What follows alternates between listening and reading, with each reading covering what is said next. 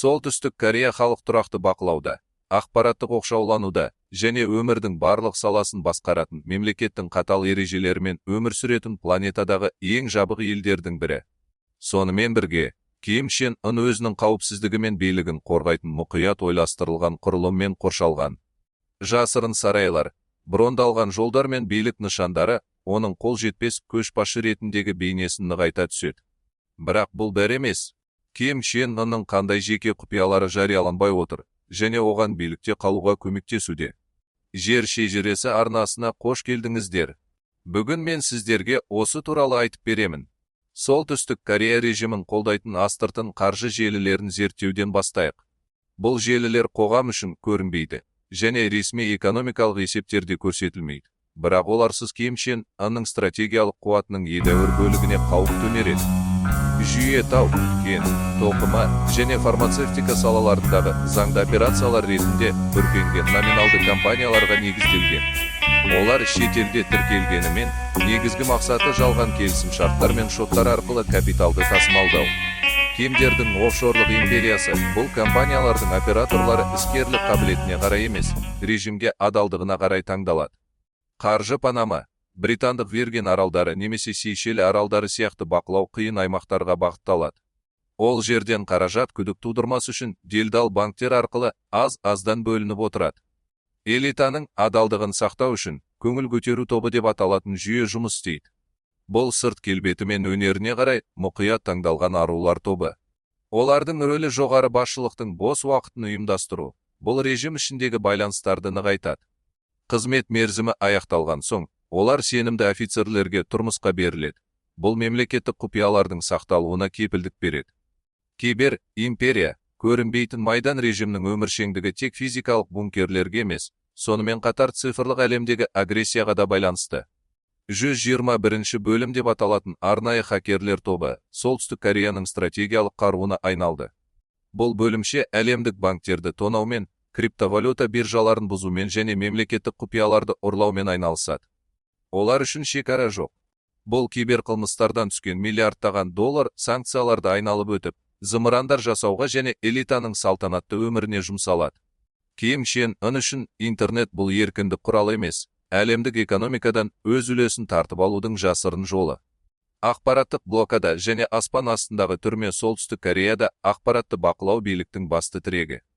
Елде бүкіл әлем қолданатын интернеттің орнына кванмен деп аталатын ішкі желі ғана жұмыс істейді. Онда тек мемлекет мақұлдаған насихат материалдары бар. Соңғы жылдары Ким Чен Ын режимі оңтүстік кореялық фильмдер мен музыканы таратқаны үшін өлім жазасына дейін баратын қатал заңдарды күшейтті. Халықтың санасын сыртқы әсерлерден қорғау арқылы режим ұлы көшбасшының құдай деңгейіндегі бейнесін сақтап отыр. Әрбір үйде орнатылған мемлекеттік радиоқабылдағыштарды ешқашан өшіруге болмайды, олар тек дыбысын азайтуға ғана мүмкіндік береді. Табыну культі, қанмен берілетін билік Ким Чен Ынның билігі тек күшке емес, Пектусан қаны деп аталатын мифологияға негізделген. Режим халыққа кемдер әулеті табиғаттан тыс қасиеттерге ие деп үйретеді. Көшбасшы ел аралағанда, ол жергілікті нұсқаулық береді. Бұл процесс мемлекеттік телеарнада қасиетті рәсім ретінде көрсетіледі. Оның әрбір сөзі қағазға түсіріліп, заң ретінде қабылданады. Бұл идеологиялық бақылау халықтың санасына кішкентай кезінен бастап егіледі. Нәтижесінде кез келген қарсылық тек қылмыс емес, сонымен қатар діни күпірлік ретінде қабылданады.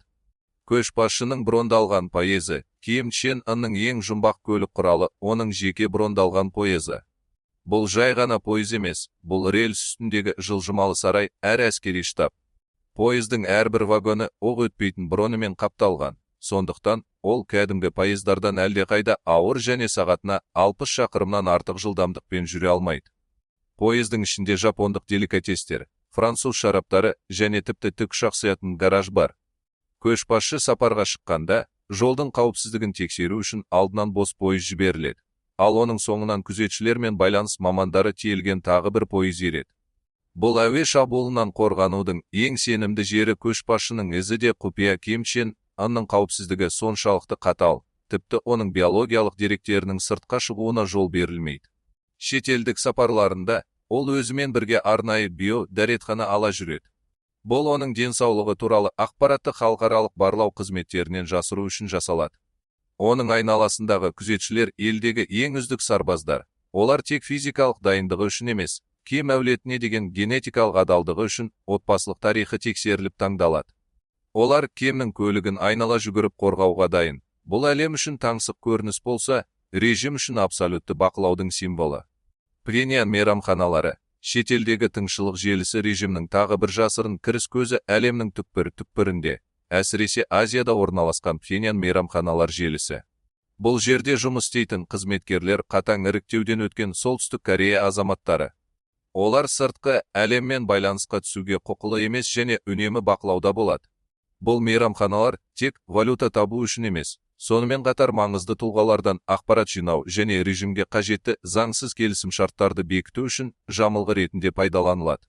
Бұл жасырын империя миллиардтаған доллар, мыңдаған тыңшылар мен қатал идеологияның жемісі.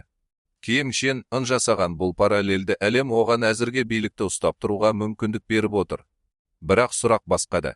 Әлемдік технологиялар дамып, ақпараттық шекаралар бұзылған заманда, бұл жабық қақпалар қанша уақыт бойы берік тұра алады? Солтүстік Кореяның құпиялары ерте ме, кеш пе ашылатыны анық, бірақ сол сәтте әлем не көретіні әлі де үлкен жұмбақ.